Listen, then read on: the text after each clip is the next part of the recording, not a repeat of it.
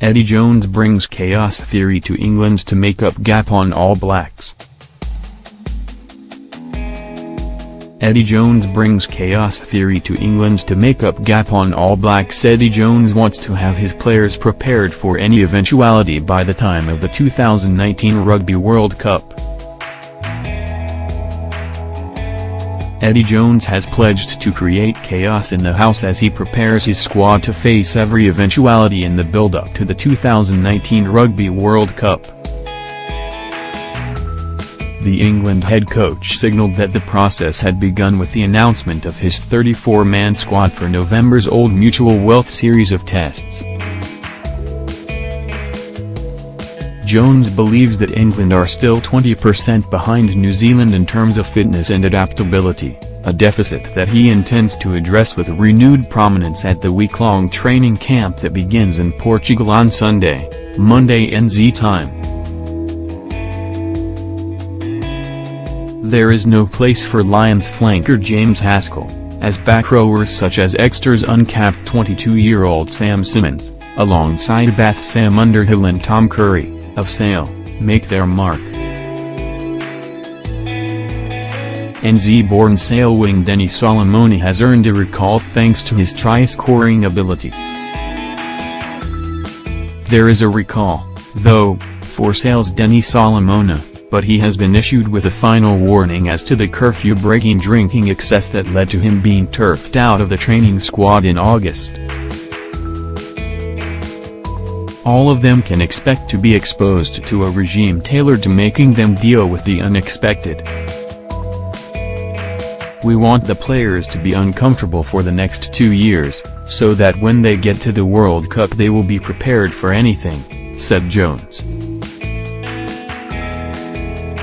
Prepared for North Korea to fire a missile, prepared for an earthquake, for bad sushi, for bad refereeing.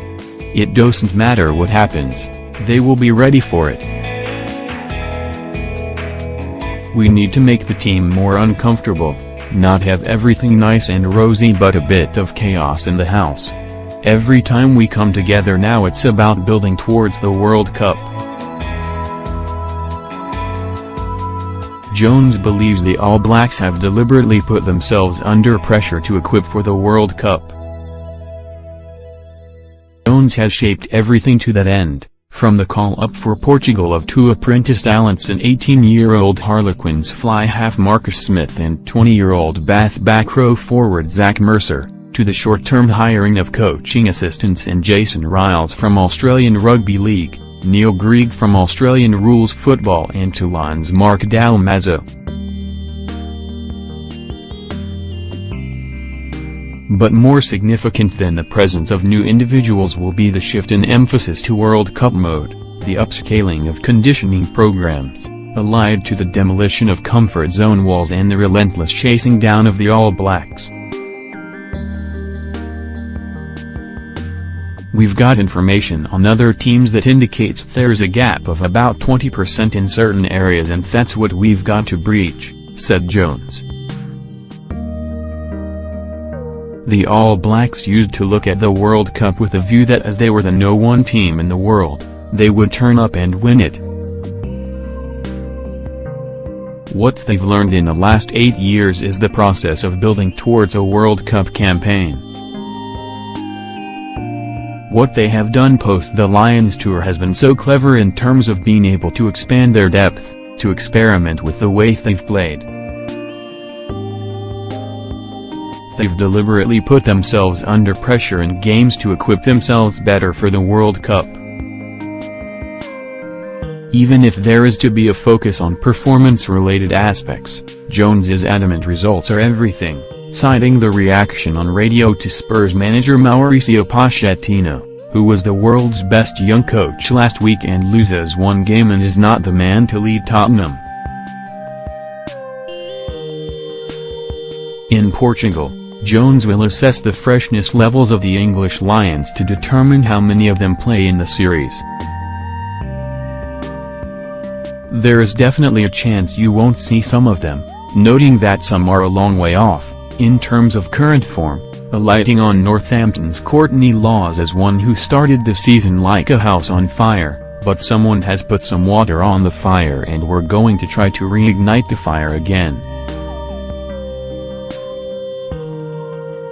Jones travelled to Manchester on Thursday, Friday NZT, to see Solomona, who he has preferred ahead of Samisa Rokajigunia in Marland Yard despite the indiscretions.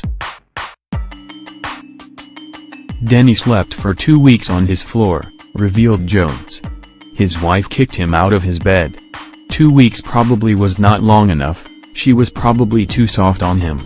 He is very contrite about it. He knows he made a serious mistake and he knows that if he makes it again things won't be looking so good. We looked at Marland and Denny together in terms of tries scored. The number of tries Denny has scored, 7, is far superior to the amount Marland Yard has scored, 4. We want a try scorer on that wing, so he gets the nod. Haskell was omitted on form, a bit off the pace, with Jones seeing him in person in Warwickshire last weekend, joking the Wasps flanker might run him over with the tractor he has parked outside his house. No doors are closed, said Jones with regard to future selection, although he did speak enthusiastically of the merits of Underhill, Curry and Simmons, who plays at Openside against Sale Sharks tonight, as well as favourably mentioning the qualities of overlooked Exeter flanker Don Armand. Chris Robshaw, meanwhile, remains our first choice No. 6. The World Cup clock is ticking for all England players. This is a hard team to get into and it is going to get harder, said Jones.